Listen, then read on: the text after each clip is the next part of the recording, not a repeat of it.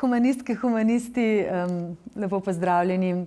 Z nami je, in zelo vesela sem, da je tako, docentka Petja Zorec z Naravoslovno-tehniške fakultete Univerze v Ljubljani.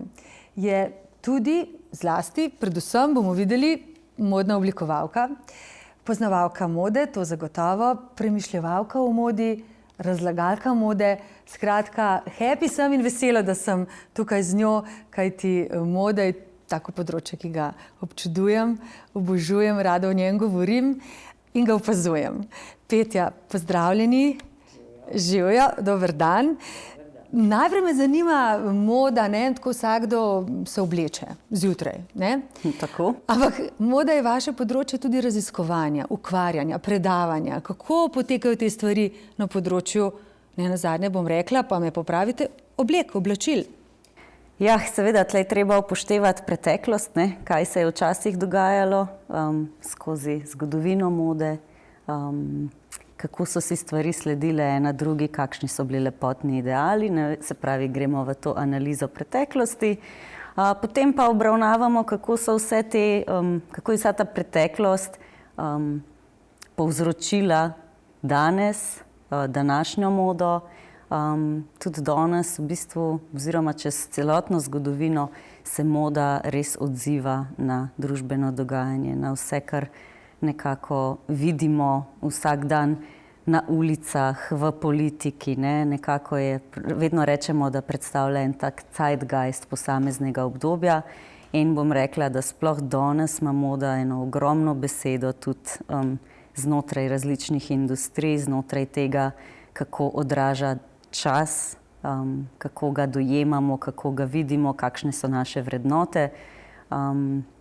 Ja, je pa to ena ogromna industrija, ne, ki je ne moramo zgolj samo vizualno preučevati, ampak jo moramo preučevati tudi iz ekonomskih vidikov in mogoče tudi posledično kakšne negativne stvari potegne ven, ne. Ni vse samo lepo, ampak seveda ima tudi veliko negativnih posledic. Ampak je zagotovo moda tako zelo atraktivno področje, no, bi jaz rekla, ne, tako si predstavljamo, wow, to je tako filmično zanimivo, ampak v resnici je treba znati vrteti tudi sukanc pa šivanko. Absolutno, pa še marsikaj drugega, ne. Kaj recimo?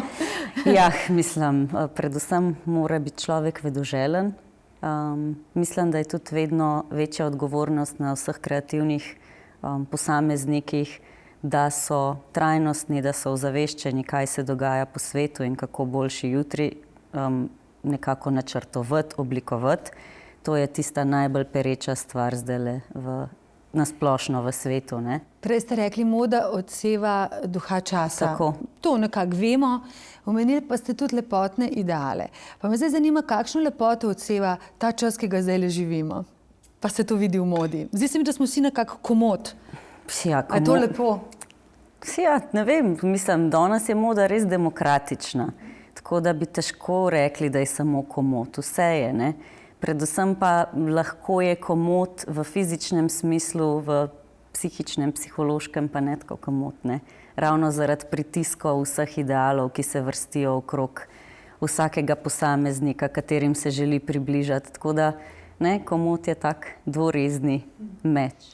Ampak recimo, da nekega posameznika obremenjuje, kaj mislijo drugi o njemu, njegovi modi, o tem, kaj fura, ne, če uporabljam ta izraz. Kako lahko zamahneš z roko glede tega? So kakšni principi, da sam sebe ufuraš v to, da te briga, kaj drugi mislijo, da furaš? Jaz mislim, da predvsem ne, začne se pri človeku samemu, ne, pri njegovi samozavesti, pa ne pri zunanjem izgledu, ne. Zunanji izgled je potem posledica tega, kaj v sebi čuti, kakšne so njegove vrednote. Seveda pa obleka je veliko komunikacijsko sredstvo, s katerim lahko sebe človek predstavi na 101 način. Lahko je pristen do tega, kako se predstavlja, je v skladu s svojo osebnostjo, lahko predstavlja čist nekaj kontrastnega, lahko se obleče za to, da prikaže svetu kakršnokoli zgodbo si je zamislil, ne. lahko tudi preoblikuje svoje telo, ne. Oblačila nam res omogočajo marsikaj, predvsem pa stvar, ki se jo ljudje premalo zavedajo, je, da ves čas komuniciramo, ne, da je to nek likovni jezik, s katerim komuniciramo z vsakim posameznikom in seveda tudi širše s tistimi, ki nas mogoče ne ogovorijo, ampak si takoj na podlagi tega, kaj imamo na sebi, ustvarijo neko mišljenje. Človek lahko z modo, s tem, kar da nase, preoblikuje telo, a lahko s tem preoblikuje svet? Mislim, moda, iskreno, je eno področje, ki ima lahko tudi pozitivne vplive, negativne, ki seveda preoblikujejo, ne, svet na takšen ali drugačen način, ne. Je v tem smislu mogoče še zmeraj najboljši modni dodatek nasmeh, pa bistven pogled? Tako, iskren pogled, iskriv pogled, sigurno. Petja, nekoliko boljše strokovno, pa tako zgodovinsko gledano, kako prodira svet narave v modo? Ja, mislim, svet narave je v modi ves čas prisoten. Verjetno so bile to ne samo iz fizičnih potreb prve, oziroma tudi iz samih iz dostopa, ne. Narava je bila edina dostopna človeku, iz katere je lahko nekaj naredil, preden so bile možnosti vseh sintetičnih materialov. In seveda, narava je od vlakna dalje vtkana v tkanine, vpletena v pletenine, tako po surovinski sestavi, kot seveda tudi čisto iz likovnega vidika, kot inspiracija, ne. Verjamem, vemo, da je človeku predstavljala narava od nekdaj navdih. Se pravi, takoj, ko je človeštvo prišlo do točke, da se je zavedalo tega, da je izgled pomemben, ko so se začeli okraševati, seveda se je posledično tudi človek navdihoval iz vseh lepih stvari, ki so ga obkrožale, in seveda to je bila narava, ki jo je skozi motive, skozi barve prenašal v tekstil, ki ga je ustvarjal na različnih področjih zelo različno, ne. Seveda spet od tega, na katerem področju je določeno ljudstvo živelo, je bilo tudi, kakšen je bil izvor sploh te surovine, ali je šlo za rastlinska vlakna ali za živalska vlakna, ali so bile to kože, ali je bila dejansko dlaka, ki so jo seveda gojili na živini in tako naprej. Ali pa palmovi listi v kikelci na Tihomorskih otokih. Absolutno ne. Tako da je bilo zelo, ne, lokalno odvisno od tega, kaj so nosili, ampak seveda, ne, iz narave je bilo vse, kar so pridobivali. Ja, nisem pravzaprav na to pomislila, ne. Narava je sprožila to, kar je danes, oziroma potreba, ampak narava je bila sredstvo, da je nastala moda. Kaj pa živalski vzorci, kako pa se ti kaj živalijo po tkaninah, kako so prišli nanje, kaj sporočajo? Če se kakšna dama obleče v tigra, recimo. Ja, že od nekdaj, ne, do danes, kako je, če se obleče v tigra, je predstavljala najrazličnejše stvari, ali čist ekonomski položaj v določeni točki skozi zgodovino, ali neko superiornost, ali neko magičnost, ne. Tudi to se je spreminjalo od neke pradavnine, ko je človek prav zares te kože oblačil zato, ker je ujel žival, jo seveda pojedel in izkoristil do konca, ne, je bil res trajnosten, racionalen, izkoristil še to dlako, se pravi kožo, da se je pokril, da se je zaščitil pred mrazom. Potem pa se je to nadaljevalo v neke magične rituale, ker so ljudje verjeli, da s tem, ko so pokriti z, ne vem, kožo tigra, da s tem pridobijo njegove lastnosti, da se ta energija tigrovska preseli na človeka.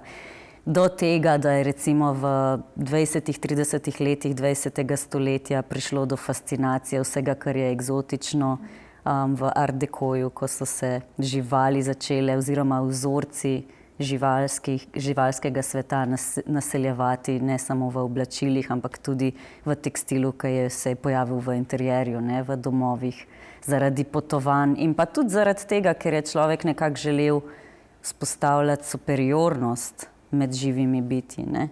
Kar pa nas je peljalo tudi v neke take zelo nezdrave za svet, za živa bitja momente, ne. Jaz sem zelo kritična, kar se tiče mode, ne.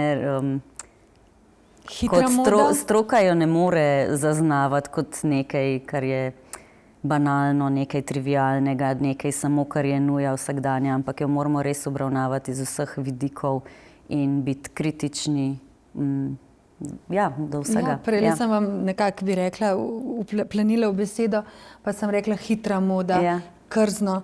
A so to ti kamni spotakljivosti pri modi? Mislim, kakšen je vaš odnos do tega, strokovni odnos? Mislim, moda, tako kot že rečeno, je odziv tega, kar se v družbi dogaja. Ne?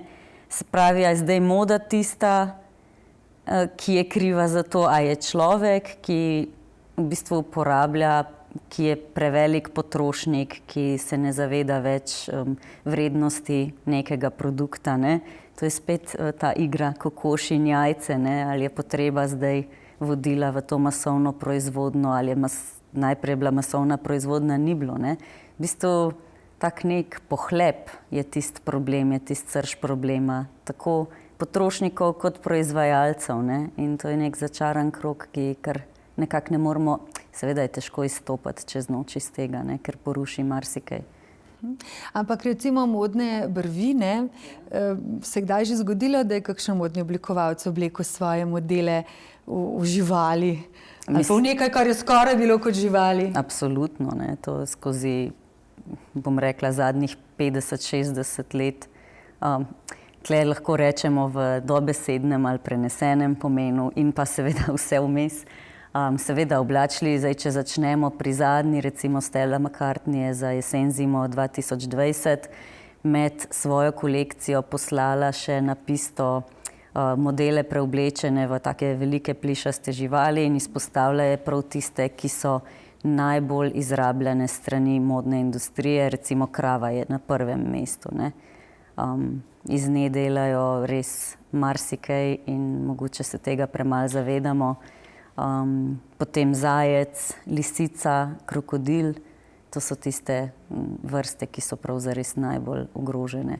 Pa tudi že, ne vem, oblačili so jih tudi v plišaste igrače na drug način, da so iz plišastih igrač delali seveda oblačila.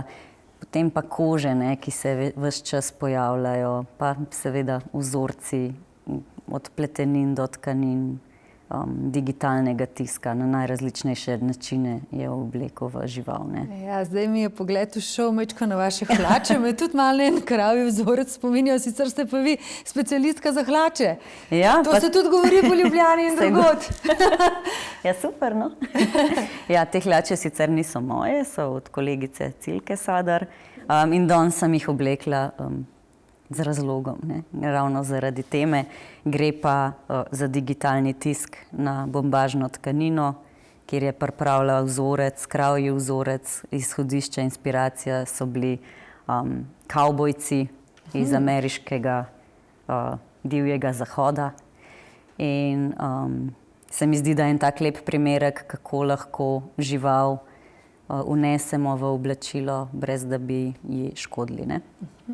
Kaj pa, zdaj imate ti hlače, lepo ste jih opisali, ampak malo črno obleko tudi nosite, ali je bila to samo navdih za vaše sodelovanje pri projektu, ki je bilo super, ne, to sodelovanje? Ja, to je bilo res eno tako izčrpno. Mislim, da tako je bilo zanimivo, kako je bilo, prav zares smo se vsi obdali s to črnino, ampak smo se res zabavali, ker smo toliko enih detajlov različnih preučevali znotraj te črnine, kaj vse se da narediti samo z neko teksturo, spremembo kroja.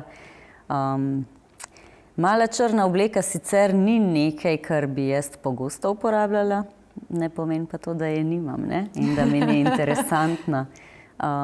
Mogoče ravno zato, ker imam rada ohlapne hlače, ker imam rada v bistvu oblačila, ki mi vsako nogo posebej objamejo, ne? Ampak seveda gre za nek ikoničen kos, bom rekla, lahko celo antimoden ali pa nek univerzalen, vsestranski kos, ki me prav zanima, če bi šli preverjati, raziskavo delati, v kolikih garderobah, recimo ženskih, se pojavi. Tudi v moških se že začenja pojavljati. In če zraven bisernata ogrlica? Recimo, ali pa kakšna druga, ne? To bi bilo lahko že nek druga točka te raziskave. Ja, tako je. Omenili ste tudi moške, vi delate tudi za moške obleke, mislim. Kako to? Jaz prav zares ne delam za moške ali pa za ženske, delam za tisto osebo, univerzalno, ki poseže po oblačilih, ki mu enostavno ustrezajo.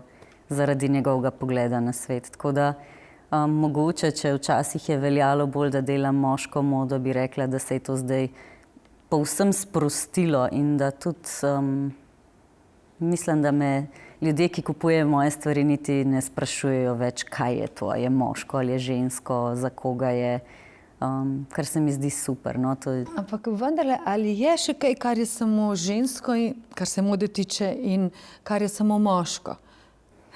Ne vem, jaz pa se pravim v pojavitvi toliko različnih identitet, s katerimi imam tudi jaz vsak dan stika, tudi na fakulteti, ne, se mi zdi ta binarnost oziroma deljenje družbe na moške in ženske iz vidika, da res živimo z tega področja, ne, v nekih odprtih, liberalnih časih. Zakaj? Zakaj sploh? Mislim, da te etikete bi povsem mogle zginiti s sveta in bi bile ene stvari, oziroma ogromno enih stvari poenostavljenih. Od tega, kako gradiramo oblačila po velikostnih številkah, do tega, da moramo zraven določenega imena, ki je nam tuje, oziroma ne vemo, ali gre za moškega ali žensko, najprej obrazlagati te stvari. Ne? V neke take čist osnovne stvari se lahko že vpletemo, ki bi totalno poenostavile naše bivanje tukaj. A veste, Petja, da ste zelo zanimivi, ne? Mi je bilo zelo všeč to, da ste nazaj vse nas, humanistke in humaniste, vprašali, zakaj? Ja. Zakaj je res pomembna vprašalnica, ne? Tudi v svetu mode vidim, da zakaj igra veliko vlogo. Ja. In sem presenečena, ne samo lepo, moško, žensko, tudi ta velik zakaj.